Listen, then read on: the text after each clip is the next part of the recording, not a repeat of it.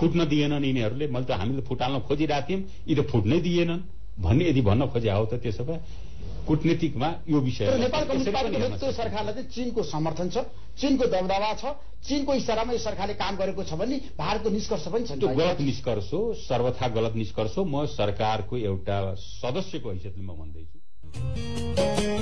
शान्तिको सन्देश हर पल घर घरमा पुर्याउने, शिक्षा र चेतनाको टुलटुलमा दियो बाल्ने, जनताको आवाज बोल्ने, विकासको दैलो खोल्ने, हामी सबैको साझा रेडियो, रेडियो भारतपुर, हामी सबैको साझा radio, radio Bharatpur, radio Bharatpur.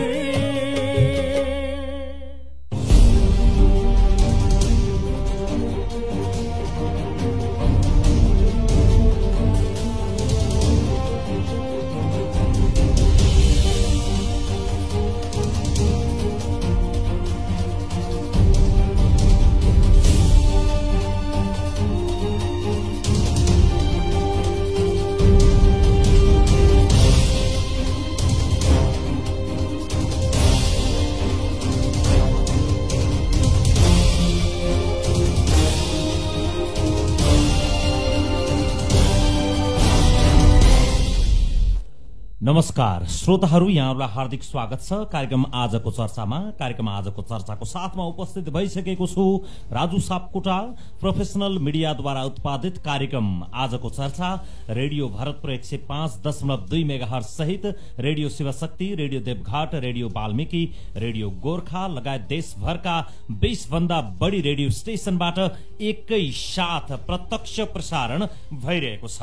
कार्यक्रम आजको चर्चामा हामीले आजको सबैभन्दा चर्चित र समसामयिक विषयवस्तुमा केन्द्रित रहेर एकजना सम्बन्धित अतिथिसँग कुराकानी गर्ने गरेका छौं। आज हामीले कार्यक्रममा कुराकानी गर्दैछौं नेपाली कांग्रेसका नेता एवं प्रतिनिधि सभाका सांसद मीन विश्वकर्मासँग।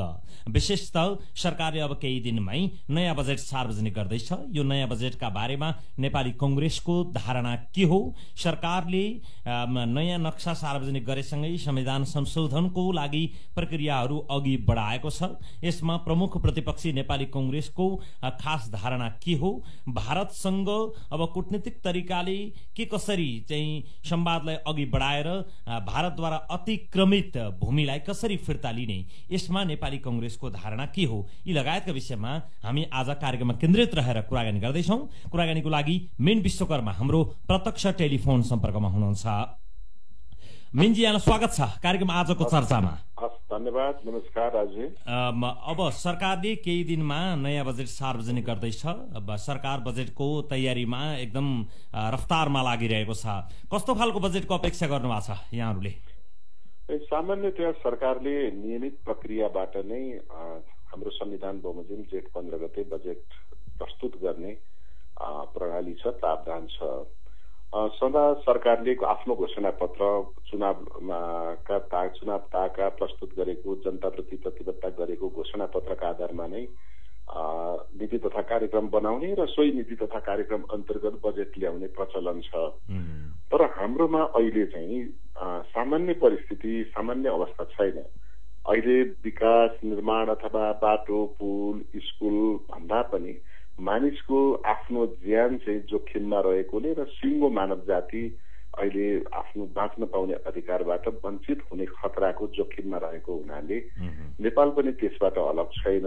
त्यसो भएको हुना अहिले चाहिँ कोरोना भाइरसको अथवा कोभिड-19 को महामारीलाई केन्द्रबिन्दुमा राखेर बजेट आओस्, ताकि आम नेपाली जनता त्यो बजेट सुनिसकेपछि अब हामी कोरोना लागे पनि मर्दैनौँ, भरिसक्के लाग्दैन, लागे पनि हामी चाहिँ बाँच्ने छौँ भन्ने आशा जगाउने किसिमको बजेट आउनुपर्छ भन्ने हाम्रो दृष्टिकोण हो।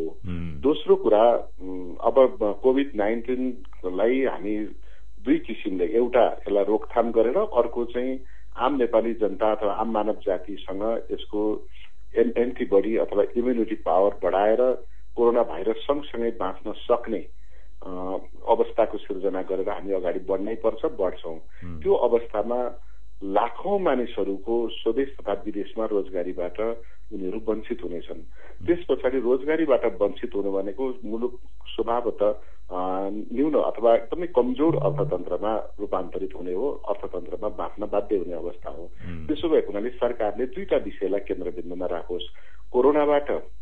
कोरोनाको रोकथाम, कोरोनाको कारणले, लकडाउनका कारणले विचल्नीमा परेका मानिसहरूको उद्धार गरिसकेपछि उनीहरूको जाँच, परीक्षण र उपचार र त्यस पश्चात सिर्जना हुने बेरोजगारी समस्याको समाधान र लकडाउनका अवस्थामा अत्यन्तै संकटमा परेका उद्योग, व्यापार, व्यवसाय अथवा मानिसको जीविकोपार्जनका साधनहरूको पुनरुत्थान, यी चारवटा विषयलाई केन्द्रबिन्दुमा राखेर बजेट आओस् भन्ने हाम्रो कारण के हो भने राजा धारणा पनि छ। जस्तो मेनजी, अब नीति तथा कार्यक्रमले नै केही छनकहरू दिइसकेको छ, त्यसबाट पनि कस्तो खालको बजेट आउँदैछ भनेर तपाईँहरूले अनुमान पनि लगाइसक्नु भयो होला। यो आकारको बजेट ल्याउनुहोस् भनेर सुझाव पनि दिइरहनु भएको छ, तर नीति तथा कार्यक्रमबाट धेरै कुरा क्लियर भइसकेका छ छैन तपाईँहरूको बुझाइ के हो? नीति तथा कार्यक्रमलाई नै आधार मानेर त्यसको हुबहु पालना गर्दै बजेट आउने हो भने चाहिँ सिङ्गो मुलुक नै निराशाजनक स्थितिमा परिवर्तन हुन्छ। किनभने नेपाली कांग्रेस अथवा प्रमुख प्रतिपक्षी दलले विरोध गर्ने मात्रै होइन कि विरोध भन्दा पनि आम नेपाली जनता नै यसबाट असन्तुष्ट हुनेछन्। कारण के हो भने अहिले कोरोना भाइरसको महामारी भइराखेको बेला सरकार चाहिँ एकल महिलाको अथवा वृद्ध वृद्धाको अथवा सामाजिक सुरक्षाको भत्ता कटौती गर्छ। अनि सँगसँगै सांसद कोष भनेर छुट्याइएको अथवा कुनै एक सांसदले आफ्नो स्वविवेकले आफ्नो निर्वाचन क्षेत्रमा आफ्ना मतदातालाई खुसी पार्न प्रयोग गर्ने बजेट चाहिँ रकम सकभर बढाउने, नसके पनि न्यूनतम कायम गर्ने, त्यही रकम कायम गर्ने पक्षमा सरकार देखिन्छ। दोस्रो कुरा, यति बेला नीति तथा कार्यक्रम नै हेर्ने हो भने अब रेल ल्याउने कुरा अथवा पानी जहाज ल्याउने कुरा अनि विभिन्न किसिमका काल्पनिक विकासका कार्यक्रमहरू सरकार दोहोर्याउन चाहन्छ। यसको अर्थ के भने सरकार अहिले चाहिँ कोरोना भाइरसबाट नेपाली जनतालाई बाँचिन्छ है, यसबाट बच्न सकिन्छ भन्ने कुराको आश्वस्त गराउनुको सट्टा आगामी चुनाव कसरी जित्ने भनेर यो चुनावी वर्षको बजेट जस्तो गरी सबै रङ्गी-चङ्गी बजेट अथवा नेपाली जनतालाई भुल्याउने किसिमको बजेट नै ल्याउन उद्धत रहेको हुनाले सरकारले कोरोना भाइरसको महामारीलाई पनि बुझेन, नेपाली जनताको कोरोनाबाट परेको कहरको अवस्थालाई पनि बुझेन भन्ने हाम्रो निष्कर्ष छ। तर हामी के पनि भन्दैछौँ भने होइन, हामीले एकदमै वैज्ञानिक खालको बजेट ल्याउन लागेका छौँ। नीति तथा कार्यक्रमले त्यो चाहिँ प्रश्नसँग बोलेको पनि छ। प्रतिपक्षको काम विरोध मात्रै हो, उनीहरू विरोध मात्रै गर्छन्, तर्कविहीन विरोध छ भनेर उहाँहरूको प्रतिक्रिया त आइरहेछ त। होइन, अब तर्कविहीन भन्नेलाई त के छ भने दुवै पक्षका साथीहरूले आफ्नो आधारहरू टेबलमा राखेर हेर्ने हो भने हाम्रो जीडीपीको 1/3 भाग चाहिँ रेमिटेन्सले धानेको छ अथवा 30% भन्दा माथि जीडीपी चाहिँ रेमिटेन्सले धानेको छ। हाम्रो अर्थतन्त्रको ब्याकबोन भनेकै रेमिटेन्स हो।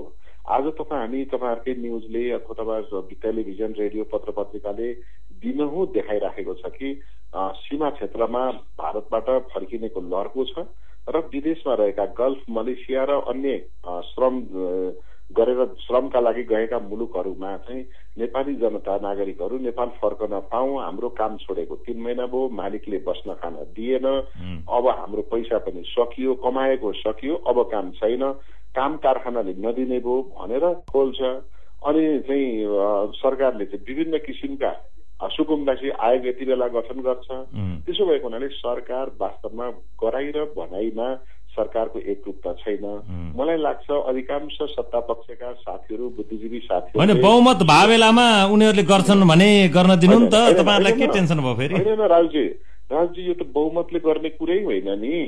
यो त बहुमत भन्न बित्तिकै नेपालमा नेकपाको 2/3 छ भनेपछि चाहिँ पानी पर्दाखेरि पनि पैसा झर्ने त होइन, बारीमा खन्दाखेरि सुनको चाहिँ ढिकाहरू भेटिनु त होइन नि त।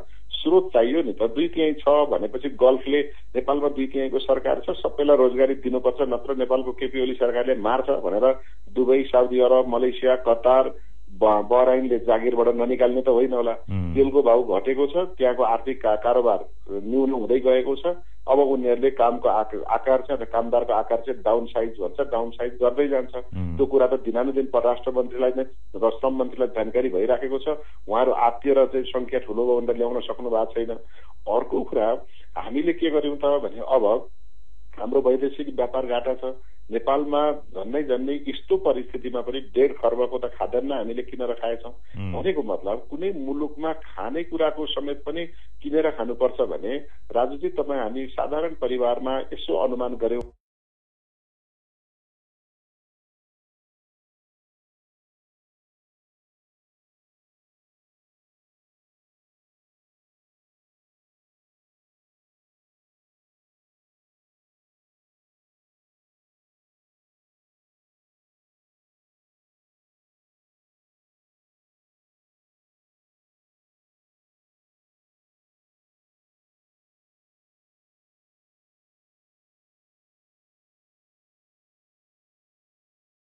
भने नि त मुलुकको आर्थिक होइन मानवीय समवेदनालाई राम्रोसँग बुझिएको छ। कोभिड को चाहिँ जुन असर रहन्छ त्यसलाई पनि राम्रोसँग बुझिएको छ। मान्छेहरू चाहिँ विदेशबाट फर्किन सक्छन्, त्यसको लागि चाहिँ यही रोजगारी कसरी दिने भनेर पनि हामीले चिन्ता जाहेर गरेका छौं।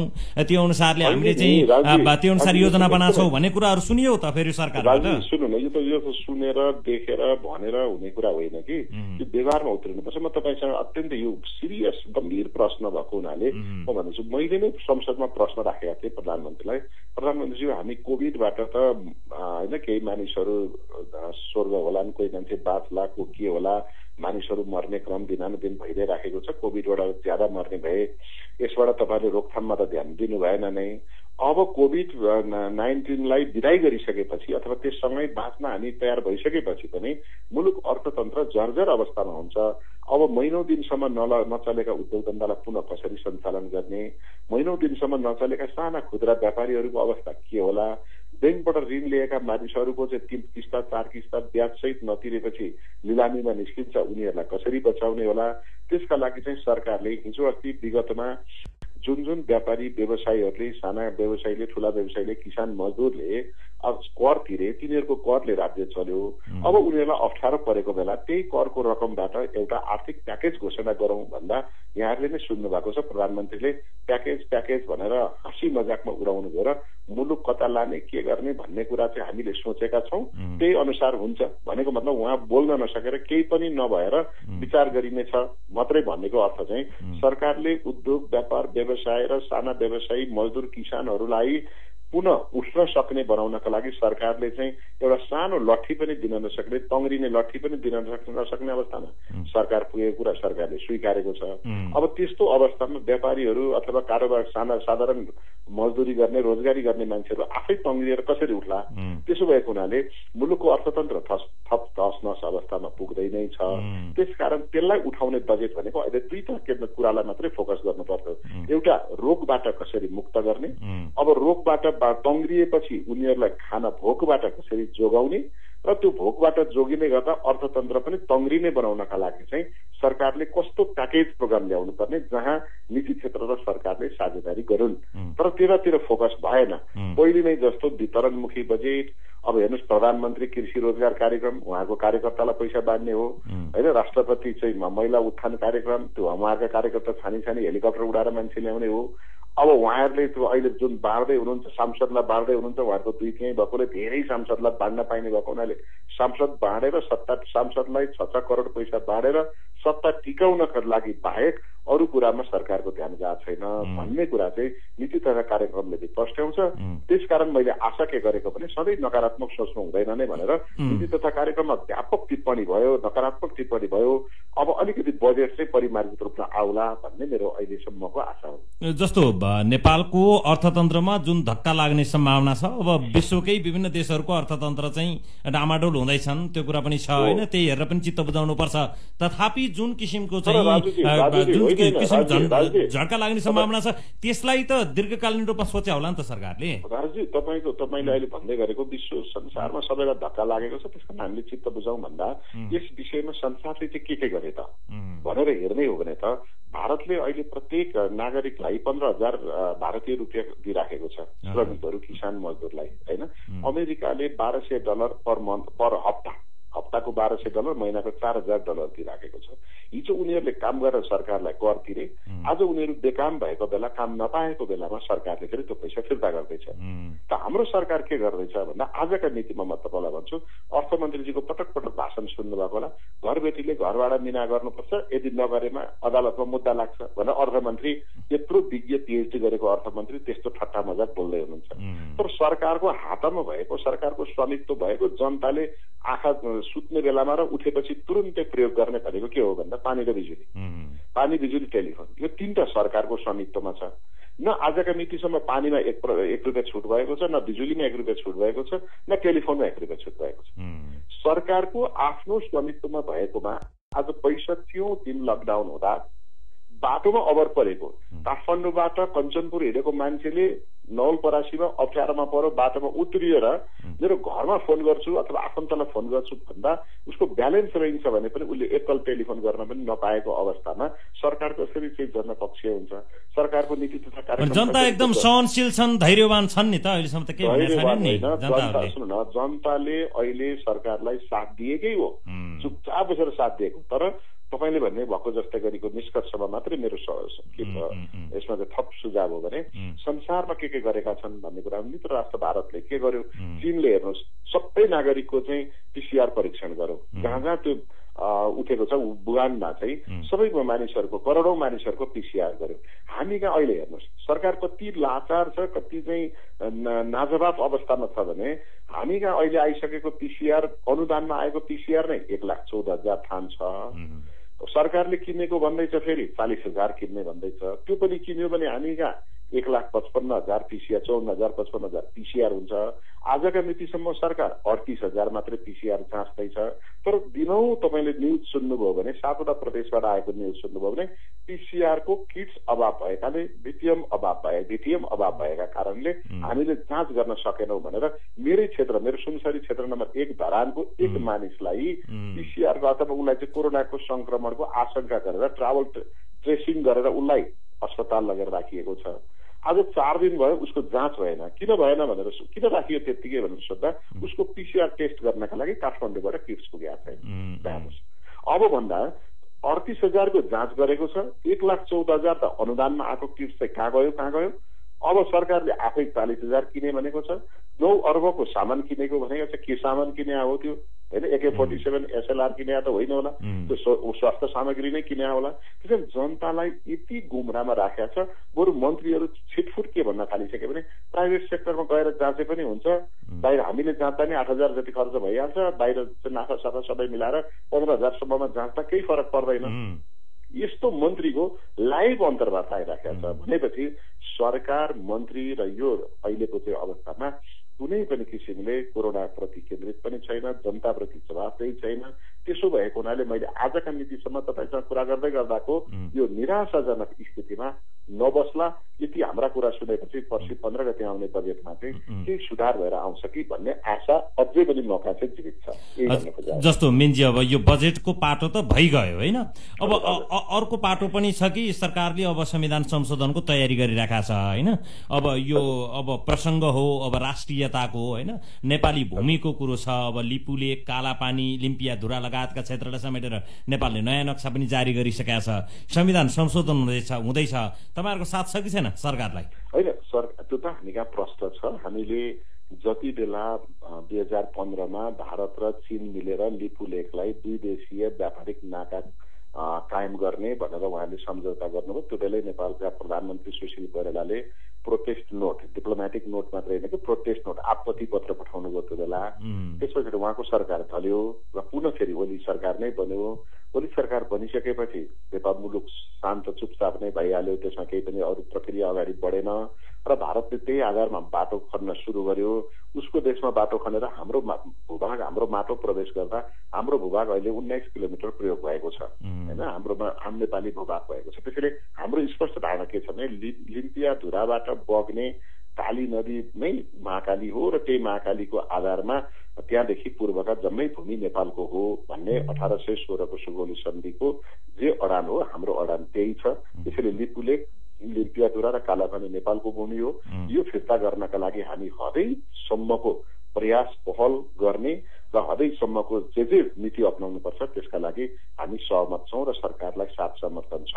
र नेपाली कांग्रेस के भन्छ यसका विषयमा भन्दा सरकारले अपनाउने कुनै पनि नीति विधिमा हामी तयार छौं, तर सरकारले चाहिँ यसलाई भड्किलो ढंगबाट उत्ताउलो ढंगबाट यसलाई नौटंकी गर्ने भन्दा पनि यसलाई गम्भीर भएर दुई देश बीचको सम्झौता, फेरि यो दुई देश अरू देशसँग जस्तो होइन, यो एमसीसी जस्तो भारत र नेपालको बीचमा अथवा भारत र चीनको नेपाल र चीनको बीचमा जस्तो मात्रै होइन, यो के अरे यो अमेरिकाको एमसीसी जस्तो सजिलो छैन। यो चाहिँ कुनै छिमेकी मित्र राष्ट्र हो हैन। भारत र चीन चाहिँ हाम्रा छिमेकी मित्र राष्ट्र भएको हुनाले छिमेकी मित्र राष्ट्रसँग चाहिँ मित्रतामा कहिलेकाहीँ तलमाथि हुन सक्छ, तर छिमेकी त निश्चित छ। त्यसो भएको हुनाले छिमेकीसँग गरिने व्यवहार फरक हुनुपर्छ। यसलाई उत्ताउलो र भड्किलो ढंगबाट भन्दा नि कूटनैतिक र उच्च ढंगबाट उच्च मर्यादित कूटनैतिक पहलबाट यसलाई समाधान गर्नुपर्छ भन्ने नेपाली कांग्रेसको धारणा छ। हामी सरकारको साथमा सुरुदेखि नै छौं। यो नक्सा जस्तो मधेस केन्द्रित दलका नेताहरूले सामूहिक रूपमा तपाईहरुको पार्टीका चाहिँ सभापतिलाई भेटेर यो संविधान संशोधनको बेलामा प्याकेजको मुद्दा चाहिँ उठाइदिनु पर्यो, हाम्रो मुद्दा पनि यही बेलामा चाहिँ सम्बोधन गराउनको लागि तपाईहरुले चाहिँ अडान लिइदिनु पर्यो भनेर पनि छलफल गरेको भन्ने सुनियो। उहाँहरूलाई चाहिँ के आश्वासन दिनुभयो फेरि? होइन, ठिक हो। उहाँले भनेको कुरा यस्तो हुन्छ, राजनीतिक दल भनेकै के हो भने निश्चित सामूहिक स्वार्थका सौदाबाजी गर्ने प्रक्रियालाई राजनीति भनिन्छ हैन। परिभाषा नै त्यही विद्वानहरूको निश्चित भूभागमा बसेका मानिसहरूको सामूहिक स्वार्थको सौदाबाजी नै राजनीति हो भन्छन्। त्यसो भएको हुनाले मधेस केन्द्रित दलहरूले आफ्नो मधेसी जनताको हकहितमा हुने गरीको मुद्दा उठाएर त्यसलाई सार्वजनिक सौदाबाजी गर्नुभएको छ। हिजो कांग्रेससँग कहिले चाहिँ कम्युनिस्टसँग र कहिले आफै एक्लै आन्दोलनमा उहाँहरू लाग्नु भएको छ। हामीले के भन्यो भने संविधान जारी गर्दै गर्दा मधेसी दलहरूले असहमति जनाएपछि अहिले संविधान जारी गरौं, पछि बिस्तारै यसलाई चाहिँ संशोधन गर्दै जाउँला, यो गतिशील दस्तावेज हो भन्यो। हामीले केही नागरिकताका सवालमा संशोधन गर्यौं, पछिबाट उहाँहरूले केही संवैधानिक पदका बारेमा उहाँहरूको विमति रह्यो, फेरि त्यसलाई संशोधन गर्दै जाउँला भनेर हामीले उहाँहरूलाई आश्वस्त बनायौं। तर चुनावमा हामी पराजित भयौं, अर्को दलले चुनाव जित्यो, उहाँहरू अहिले सत्तामा हुनुहुन्छ। त्यसैले उहाँहरूको मधेस केन्द्रित दलहरूले उठाएको त्यो मुद्दा उहाँहरूका लागि अहिले पनि ताजै छ। डिप फ्रिजमा राखेको तरकारी जस्तो यो कुहिएको छैन, सडेको छैन, बिग्रिएको छैन। त्यसो भएर आज उहाँहरूको मुद्दा उठाउने बेलामा फेरि हामी कहाँ अर्को मुद्दा आइलाग्यो। त्यो भनेको चाहिँ सिङ्गो नेपालको राष्ट्रिय अखण्डताको मुद्दा, राष्ट्रिय स्वाधीनता र सार्वभौमिकताको मुद्दा आयो। अब सरकार के चाहन्छ त भन्दा सरकारको प्राथमिकतामा यो राष्ट्रिय अखण्डता र सार्वभौमिकताको मुद्दा चाहिँ प्रमुख हो है भनेर संशोधन प्रस्ताव नै तयार गरेको बेलामा हामीले अन्य झमेला हालेर, अन्य छलफल गर्नुपर्ने विषय हालेर अर्को क्षेत्रीय वा जातीय वा वर्गीय मुद्दाहरूलाई जोडेर अब हामीले राष्ट्रिय अखण्डता र सार्वभौमिकताको मुद्दालाई ओझेलमा पार्न हुँदैन। हाम्रो पार्टीको धारणा पनि त्यही छ र मेरो व्यक्तिगत धारणा पनि त्यही छ। त्यसैले अब मधेसका मुद्दामा हामी निरन्तर हो संविधान संशोधन हुने रहेछ ल छलफल गरौं भनेर हामी छलफल अगाडि बढाउन सक्छौं। तर अहिले राष्ट्रिय स्वाधीनताको, सार्वभौमिकताको र अखण्डताको मुद्दामा हामीले छिट्टो बुझ्नुपर्छ, छिट्टो एक ठाउँमा उभिनुपर्छ र यसमा राष्ट्रिय एकता कायम गरेर स्वयं राष्ट्रिय समाजवादी जनता पार्टी पनि एक ठाउँमा उभिएर अहिले यो सिमानाको मुद्दा चाहिँ हामी टुङ्गे हालौं भन्ने कुरामा उहाँहरू पनि लाग्नुपर्छ। जहाँसम्म हाम्रो पार्टीमा आएर उहाँहरूले अनुरोध गर्नु नाजायज होइन, अनुरोध गर्नुको प्रमुख प्रतिपक्षी दल भएको हुनाले यो संशोधन गर्दा यो पनि तपाईँहरूले एउटा प्रस्ताव राखिदिनुहोस् भन्नुभयो। हाम्रो सभापतिले, पदाधिकारीहरूले भनिदिनु भएको छ अहिले यो आएको मुद्दामा हामी एक ठाउँ उभियौं, तपाईँहरूको मुद्दाको पनि एकदम प्राथमिकता र महत्व छ, हामी छलफल गरेर जाउँला, हामी तपाईँहरूको पछाडि छौं, तर अहिले होइन, अहिले यसलाई ओझेलमा। अब हामी अन्तिममा पनि छौं मिनजी होइन। अब जब राष्ट्रियताको सवाल आउँछ देशमा रहेका विभिन्न राजनीतिक दललाई विभिन्न खालका चाहिँ लान्छना आरोपहरू लाग्दै आएका पनि छन्। तपाईले इतिहास यसो हेर्नुभयो भने पनि त्यो देख्नुहुन्छ है। त्यसकारणले गर्दाखेरि यसपटक अब अगाडि जे भए त्यो कुरातिर नजाउँ, यसपटक कसैलाई पनि लान्छना नलाग्ने गरी, कोही पनि चाहिँ आरोपित नहुने गरी यो चाहिँ भारतसँगको यो मामिला सल्टिने र नेपालको जित हुने, नेपालीको जित हुने चाहिँ सम्भावना के कति छ यहाँले प्रश्नसँग भनिदिनुहोस् न। मुद्दा अत्यन्तै गम्भीर छ हैन। जुन भूभागमा हिजो भारतले विवादित भूमि भनेर छोडेको थियो त्यो भूमिमा उसले बाटो पनि बनायो, अर्को देशसँग जोड्ने नाकासम्म पनि पुग्यो र यसपालि वक्तव्य नै जारी गरेर के भन्यो भने यो भूमि मेरो हो, मैले आफ्नो भूमिबाट बाटो बनाएँ भनेपछि चाहिँ हामी कहाँ यो गम्भीर आपत्तिजनक कुरा भयो। यस्तो परिस्थितिमा हामीले के रणनीति अपनाउने भन्दा हाम्रो रणनीति अलिकति आक्रोशित अलिकति उत्ताउलो अलिक भड्किलो ढङ्गले हामी गयौँ कि भन्ने मलाई चाहिँ महसुस भएको छ। यो गम्भीर विषयमा भारतले कोरोनाको यो अवस्थाबाट महामारीबाट अलिकति खुकुलो भएपछि अलिक सहज भएपछि वार्ता गरौँ भन्यो। तर आफूले चाहिँ नक्सा पनि निकाल्यो, बाटो पनि उद्घाटन गर्यो। त्यसका विरुद्धमा हाम्रो सरकारले गरेको हामीले पनि नक्सा प्रकाशित गर्ने र सार्वजनिक गर्ने कुरा ठिक छ, टिट फर ट्याट गरेकै छौँ। तर त्यस पछाडिका दिनमा अहिले सरकारको गतिविधिलाई हेर्दै जान निहाल्दै जान चाहिँ अलिक अब नक्सा बनाउने, नेताहरूको घर घरमा जाने, नक्सा बाँडेर चाहिँ बर्थडे केकको यस्तो बेलामा चुक्यो भने चुनावको बेलामा फेरि परिणाम देखिन्छ नि। होइन चुक्ने होइन। जुन सुन्नु न, कहिलेकाहीँ के हुन्छ भने एकछिनको झिलिमिली हेर्ने हो कि सधैँको लागि उपलब्धि प्राप्त गर्ने भन्ने कुरामा चाहिँ हो। अहिले हामीले के छ भने जोसँग भोलि टेबलमा बसेर वार्ता नै गर्नु छ भने हाम्रो भनाइ के हो भने नक्सा, हाम्रो भूमिको नक्सा निकाल्यौँ, हाम्रो सार्वभौमिकता स्वाधीनताको हामीले रक्षा गर्नका लागि त्यो अधिकार हामीसँग छ, हामीले ठिक गर्यौँ। अब त्यस पछाडिका दिनमा जो मन्त्री प्रधानमन्त्रीहरूले चाहिँ यसलाई उत्ताउलो ढङ्गबाट अभिव्यक्ति दिने, उत्ताउलो गतिविधि गर्ने गरिरहनु भएको छ। त्यसले भोलि वार्तामा बस्ने बेलामा हामीलाई नै अलिकति हलुका र अलिक कमजोर बनाउँछ। त्यसो भएको हुनाले यहाँलाई थाहा छ होला, डिप्लोमेसीमा कहिलेकाहीँ के भन्छ भने silence is the best policy भन्छ कि। कहिलेकाहीँ साइलेन्ट बस्दाखेरि पनि सबैभन्दा ठुलो हुन्छ। यहाँले याद गर्नुभएको छ अमेरिकाले कोरोनाको सवालमा चीनलाई तथा नाम साइलेन्ट बस्नेहरूलाई फेरि राष्ट्रप्रेमी चाहिँ होइन क्या हो भनेर पनि भन्छन् नि। फेरि यसो छ, कोही एक व्यक्तिले महान राष्ट्रवादी भनेर देवत्व ग्रहण गर्ने र मुलुक चाहिँ जम्मै अर्काले लैजाने हुन्छ। हेर्नुहोस् फेरि यो बेलामा त हुन्छ, अति देवत्वकरण पनि हुन्छ, राक्षसीकरण पनि हुन्छ। सुन्नु न, म भनिराखेको छु, जति बेला राजा महेन्द्रलाई हामीले अत्यन्तै ठुलो राष्ट्रवादी भन्यौँ भूमि त्यति बेलै गएछ होइन। त्यसो भएको हुनाले अहिले पनि के भइराखेको छ भने जति बेला हामी केपी ओलीलाई अत्यन्तै ठुलो राष्ट्रवादी भन्दैछौँ, भारतले त्यही बेला भूमि पनि लगिराखेको छ, कब्जा गरिराखेको छ, बाटो पनि बनाइराखेको छ, नक्सा पनि बनाइरहेको छ। हिजो अरूलाई जसलाई हामीले अराष्ट्रिय भारत परस्त भन्यौँ उनीहरू सरकारमा हुँदा त भारतले नक्सा बनाउन सकेका थिएन नि त। र आज जसलाई महान राष्ट्रवादी भन्यौँ, जो राष्ट्रवादीका नाममा चुनाव जित्नुभयो, झन्डै 2/3 प्राप्त गर्नुभयो, उहाँकै पालामा विपक्षीले नक्सा बनाइराखेको छ, बाटो उद्घाटन गरिराखेको छ। अनि हामी चाहिँ हाम्रो सीमाभित्रमा बर्थडे केकको टुक्रा जस्तो नक्सा बनाउँदै घर घर पुर्याउँदै अनि हामीले प्रेस कन्फरेन्स गरेर वक्तव्य जारी गर्दै अनि हामी आत्मरतिमा रमाइराखेको अवस्था छ। त्यसैले मैले मेरो भनाइ के भने यो गम्भीर परिस्थितिमा को बढी राष्ट्रवादी हुने भनेर नाटक मञ्चन गर्नुभन्दा पनि भारत एउटा विशाल राष्ट्र पनि हो, छिमेकी राष्ट्र पनि हो, मित्र राष्ट्र पनि हो। हाम्रो बीचमा आर्थिक, सामाजिक, सांस्कृतिक तथा ऐतिहासिक सम्बन्धहरू छ। यसलाई चाहिँ उच्च स्थानमा राखेर वार्ताको बाटो रहने गरी भोलिको दिनमा म यहाँलाई एकबार स्मरण गराउन चाहन्छु। मेरो आमाले मलाई बाल्यकालमा भन्नुहुन्थ्यो कि झगडा गरेपछि मिल्ने ठाउँ राख्नुपर्छ, खाना खानेपछि पानी पिउने ठाउँ राख्नुपर्छ, गाडी कुदाएपछि फर्किने ठाउँ सोच्नुपर्छ भन्नुहुन्थ्यो होइन। गाडी तपाईँ ड्राइभ गरेर जाँदा कुनै बाटोमा जाँदाखेरि साँघुरो बाटो आयो भने युटर्न गर्न सकिन्छ कि सकिँदैन, गाडी फर्काउन सकिन्छ कि सकिँदैन सोच्नु पर्यो ड्राइभरले। खाना खाने बेलामा चाहिँ खाना यति खाऊ कि पानी खाने ठाउँ पनि भएन भने अड्किन सक्छ। झगडा गरेर यतिसम्म झगडा गरे कि भोलि वार्ता गर्दा मिल्ने ठाउँ राखेर मिल्ने ठाउँ राखेर झगडा गरेर भने। हस् कुरा क्लियर छ मिन्जी, यहाँले समय दिनु कुराकानीको लागि धेरै धेरै धन्यवाद छ।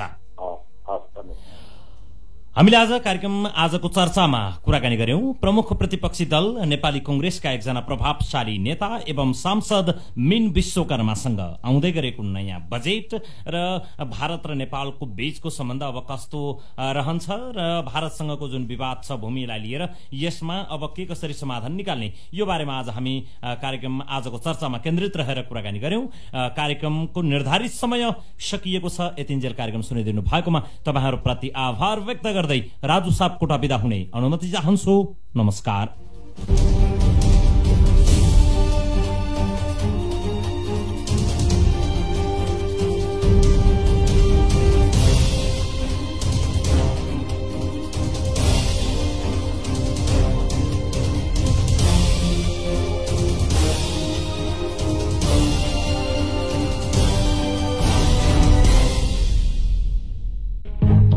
भरतपुरको गौरव, चितवनको शान, रेडियो भरतपुर हाम्रो पहिचान 105.2 मेगाहर्ज। समयको सूचना समयमै। Time check. अहिले रातिको 9 बज्यो। समय सूचकका साथमा नेपालको नम्बर 1 ओपीसी सिमेन्ट मारुति